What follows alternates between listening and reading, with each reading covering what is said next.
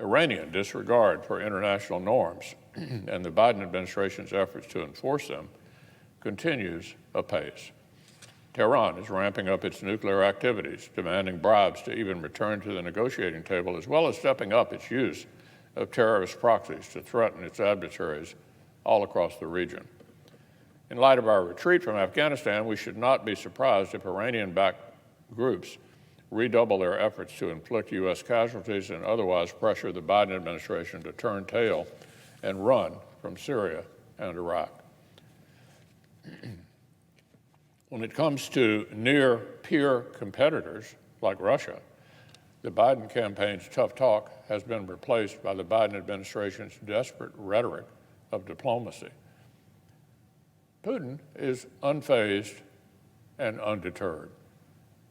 Repression at home, manipulation of energy markets abroad, military modernization, cyber mischief.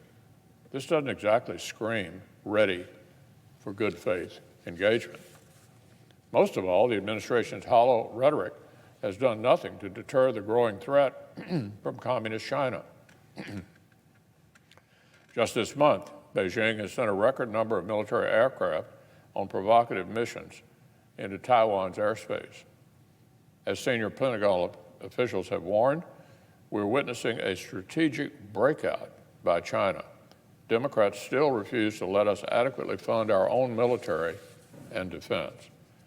The Biden administration's budget falls woefully short of our requirements for greater competition with China and with Russia. All the more so given the inevitable growing terror threat. And here in Congress, Democrats are doubling down on this reckless misstep. Democrats want to spend trillions of dollars on a socialist wish list at home while leaving the service members who keep us safe overseas in the lurch. Now, I don't expect Chairman Sanders or certain radicals in the House to be keen on using reconciliation to fund our military. Hardly. But Senate Democrats have left Congress' most fundamental tool for influencing defense policy, the historically bipartisan NDAA, in procedural limbo, literally for months. The Democratic leader's latest public statement on his caucus spending priorities did not even mention the defense authorization bill. Apparently, he's content to let it languish behind their left-wing wish list.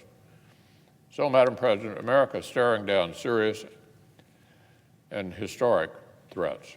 And somehow, with unified control of government, the only actions Democrats have managed to take on foreign policy have made them worse.